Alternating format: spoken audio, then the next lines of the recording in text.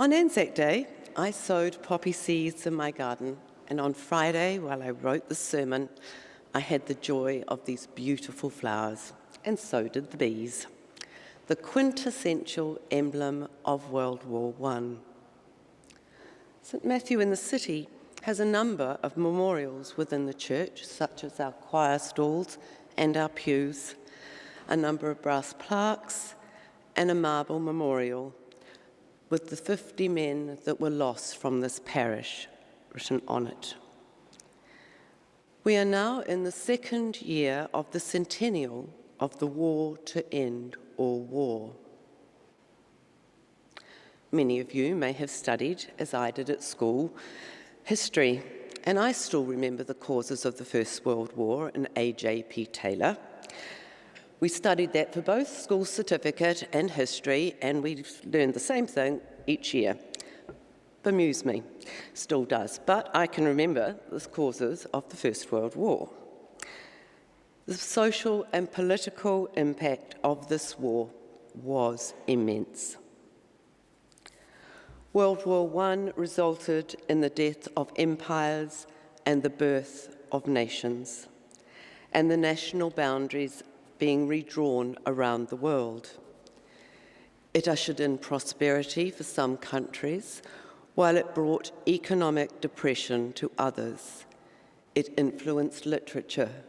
It changed culture. It did not end war. The war, especially the Gallipoli campaign, also had a marked influence on the development of a distinctive New Zealand national identity. 16,697 New Zealand soldiers died in that war, and another 80,000 came home, damaged, suffering from shell shock, or what we call now PTSD, gassing, and their wounds. There were many, many wounded soldiers. We also had 550 nurses who were officially employed overseas, and probably another 500, including doctors and volunteers who were not officially employed as part of the war effort. And these were all women and are usually forgotten. Our widow in the Gospel is also easily unnoticed and forgotten, her generosity unobserved. The widow simply makes her gift to the temple treasury from an impulse of faith, an impulse that discloses her quiet gratitude and trust in God. Jesus sees in this woman a genuine heart, a grateful spirit, and a generous attitude. Or is this what he sees? He sees the Jewish elite devouring the widows' houses and leaving them with nothing. This is a lament, an example of exploitation of the disadvantaged widows in the Palestinian society of the first century of the Common Era. Jesus wasn't praising the poor widow for her trusting gift. He was giving the religious and political elite the condemnation they so rightly deserved for creating and perpetuating a society that conditions widows like her to give away money she needed to feed herself with. Thousands of men and women who volunteered 100 years ago also had generosity of heart, spirit, and attitude. Many paid with their lives, and those who returned were changed forever. World War I had important effects on society at large. If you watch, as I do, Downton Abbey, this social change is well illustrated. The household staff is reduced in number. Technology in the form of the motor car and other forms of mechanisation has changed the way of production and work on the land.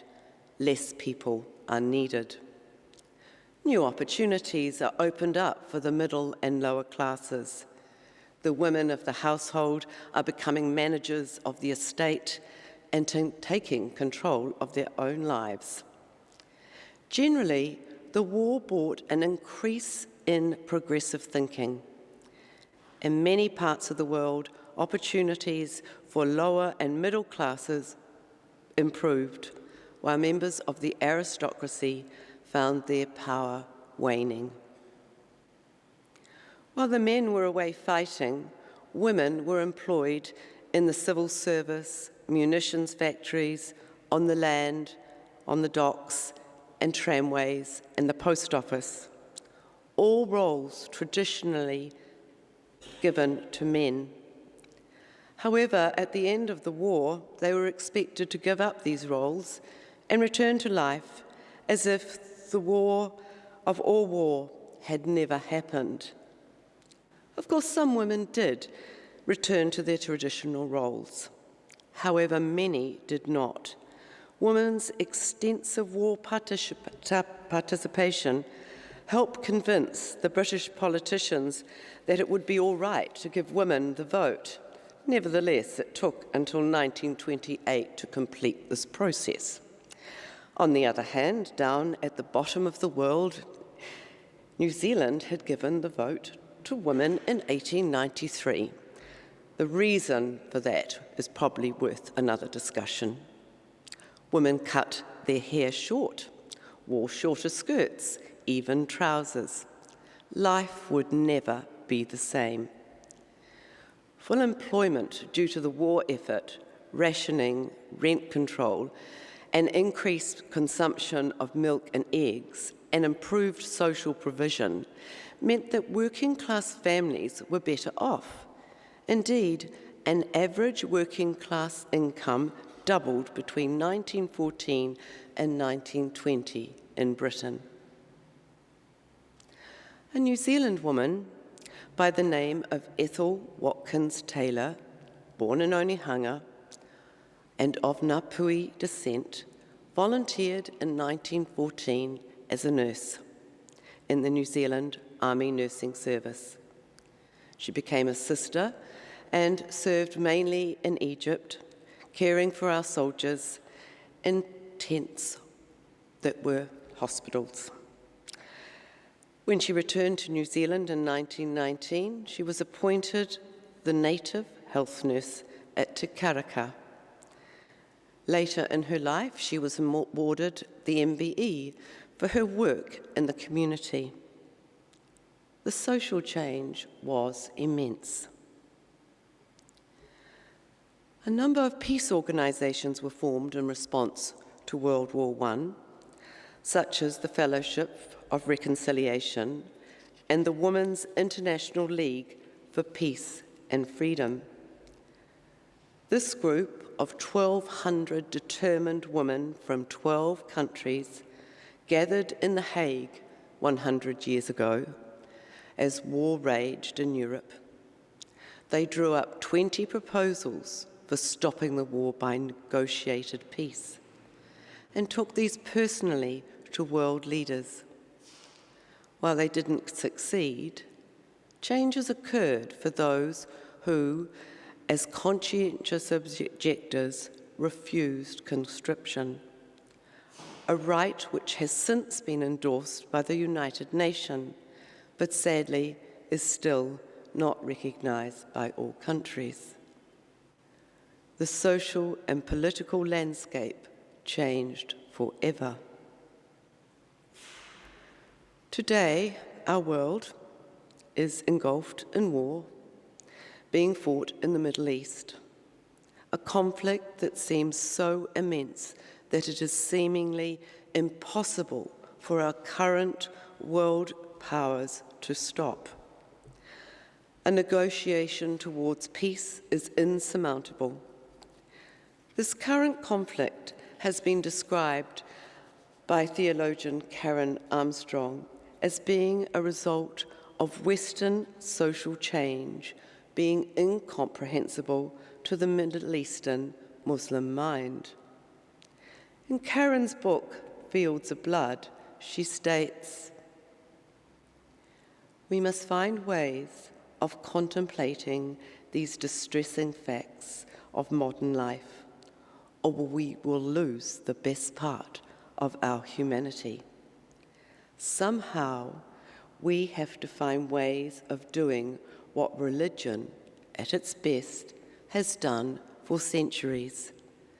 Build a sense of global community, cultivate a sense of reverence and equanimity for all, and take responsibility for the suffering we see in the world." Mark's Jesus advocated for social change. He challenged the occupying Roman Empire and the collaborating Jewish elite. His message was one of empowering the disenfranchised, such as our widow in today's gospel. It is doubtful that the intention of war is to bring about social change. Nevertheless, this is what happened after the war to end all war. Amen.